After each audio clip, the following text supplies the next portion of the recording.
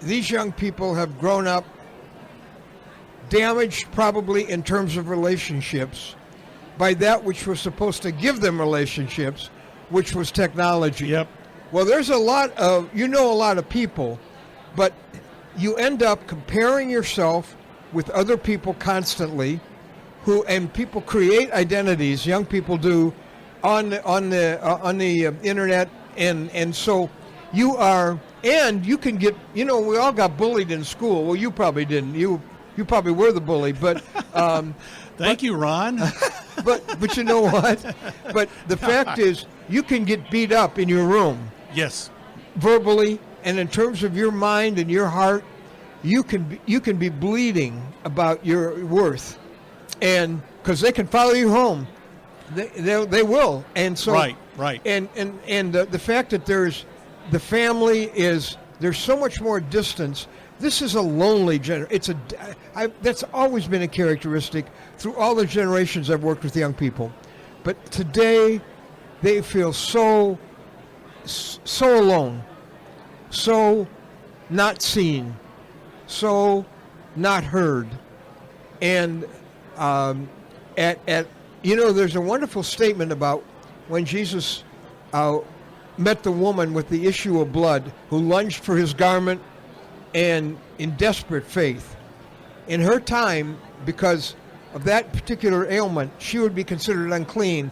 Her family would disown her. Nobody would be with her. But it says this in one of the gospel accounts: thinking she could go unnoticed, she reached for Jesus' garment. No chance. Nobody goes unnoticed to Jesus. Yeah. He stops the whole entourage, the whole crowd. Jesus hits the brakes. And they're like, "What's going on, Jesus? He's like, someone touched me." And the disciples go, "Jesus, 100 people touched you. What do you know? Someone who really needed me touched me." And he turns to her and calls her daughter, which her own parents wouldn't have called her then. And I love that phrase, she could not go unnoticed. Wow. And that is Wow. a message for today's young people. You are seen.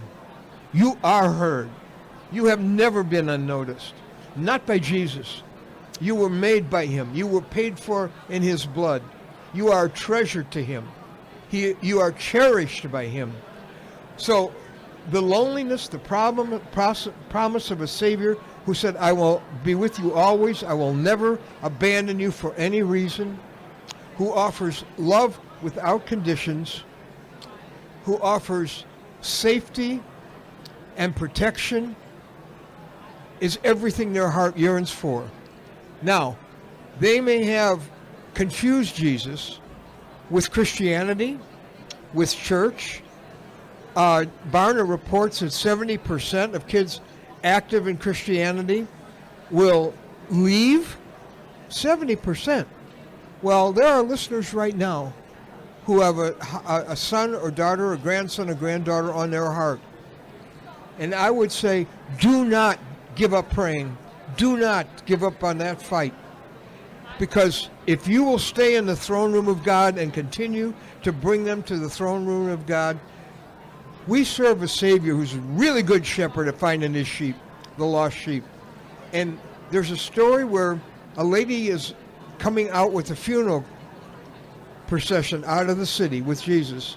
Not with him, but he finds them there. And she's lost her husband. She's a widow. She's lost her only child, her son. And Jesus walks up, touches the boy, says, "Get up." The boy comes back to life. And I love this phrase, Bob. It says, "And Jesus gave him back to his mother." Bob, Jesus is still doing that miracle. He is still giving sons and daughters, thought to be lost, thought to be hopeless, like that boy.